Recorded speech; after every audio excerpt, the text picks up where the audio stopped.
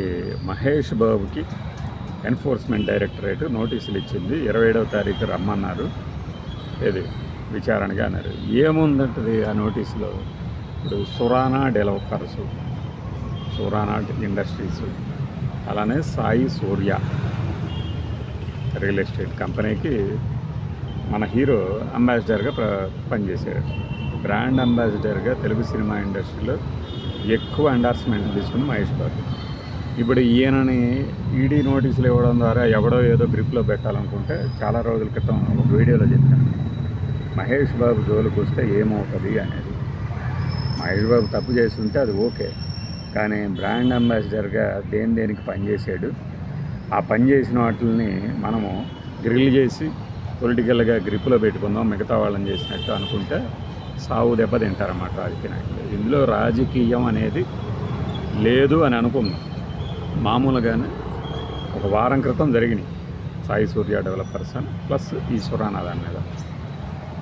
అప్పుడు ఇది ఒక రియల్ ఎస్టేట్ కంపెనీ కదా అనుకున్నాం. బ్రాండ్ అంబాసిడర్గా పనిచేస్తున్న వెంటనే ఆ ముచ్చటగాడు ఉన్నాడు కదా, వాడు రాసేసి ఉంటాడు ఇప్పటికి చదువుకుని.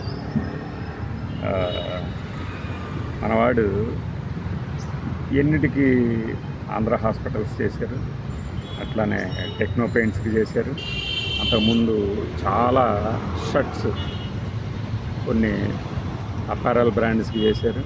ఇన్నిటికి బ్రాండ్ అంబాసిడర్గా చేసిన మహేష్ బాబుని వీళ్ళు ఒక్కళ్ళు ఎందుకు పిలిచారు అంటే అది చూద్దాం. నోటీసులకి నేను వెళ్ళి జవాబు ఇచ్చిన తర్వాత ఏమని ఉంటుందో. ఇందులో ఏదైనా ఇరికిద్దామనే ప్రయత్నం చేస్తే మాత్రం అది మామూలుగా బూమరాంగ్ అవుతుంది ఏ ప్రభుత్వంలో ఉన్న పెద్దలకైనా. మిగతా వాళ్ళ కాదు కదా, ఇది మిస్టర్ క్లీన్ అంతే. లేదు తప్పు చేసాడు అనుకుంటే ఎవడన్నా వచ్చాడు అనుకోండి, ఏం తప్పు చేశాడో ప్రూవ్ చేయాల్సి ఉంటుంది. ఊరక సొల్లు కబుర్లు చెప్తే కాదు.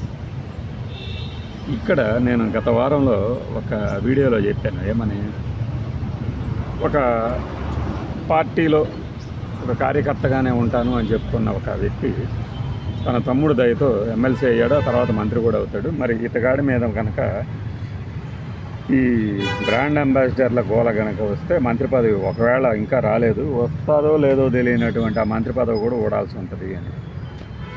వస్తుంది, అది ఖచ్చితంగా ఆ రోజు కూడా వస్తుంది, చూద్దరు. కానీ ఇప్పుడు కేవలం మహేష్ బాబుకున్న పాపులారిటీని ఏదో చేద్దామనో, లేదు అతనేదో తప్పు చేశాడనో కలరింగ్ ఇచ్చే వాళ్ళకి ఒకటే, మీరు చేసుకోగలిగినంత చేసుకోండి. ఎవరైనా ఎగతాళి చేయటం అనేది ఈజీ కదా, కానీ ఆ ఎగతాళి చేస్తున్నప్పుడు మన పళ్ళే కదా బయటపడేది. మిట్టపళ్ళ దాసరి నవ్వినా ఏడ్చినా ఒకటే బాగానే ఉన్నట్టు పళ్ళన్నా బయట పెట్టుకొని ఎగతాళి చేసుకుంటూ కూర్చోండి.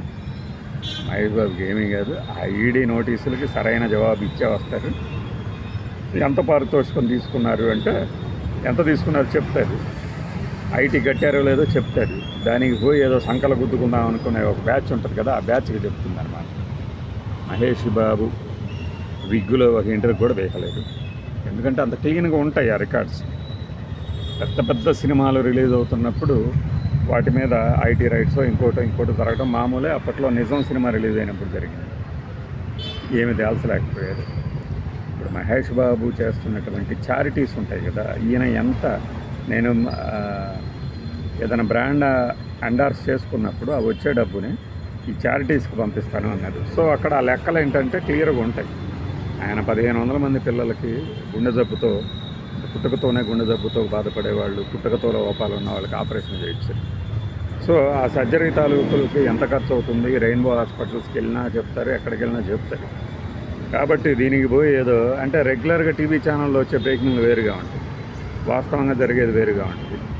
నేను ఇందాక ఈ వీడియోలోనే చెప్పాను కదా, అవుతాడో లేదో తెలియని ఆ ఎమ్మెల్సీ మంత్రి అయిన మరుక్షణం నెక్స్ట్ రౌండ్ ఆయనకే ఉంటాయి ఇలాంటివే. ఎందుకంటే మనోడు కొన్ని చిన్న చితగా లేపేసిన రియల్ ఎస్టేట్కి కూడా ప్రచారం చేసేది, రియల్ ఎస్టేట్ వెంచర్లకు కూడా. సో అవన్నీ ఇప్పుడు మెడక చుట్టుకుంటాయి. ఈ మహేష్ బాబు ఎపిసోడ్ అతనికి ఒక మేలుకొల్పు అవుతుంది. నేను ఇప్పుడు చెప్తున్నప్పుడు మీకు అర్థం కాదు, అది జరిగినప్పుడు కరెక్టే మనోడు చాలా ముందుగానే చెప్పాడు అనుకుంటారు. ఇది ప్రస్తుతానికి మహేష్ బాబుకి ఎన్ఫోర్స్మెంట్ డైరెక్టరేట్ ఇచ్చిన నోటీసుల వెనక అసలు వాస్తవం. ఇంకా ఏదైనా అదనపు సమాచారం ఉంటే రాబోయే రోజుల్లోనూ రాబోయే టైంలోనూ మనం తెలుసుకుందాం. బాయ్.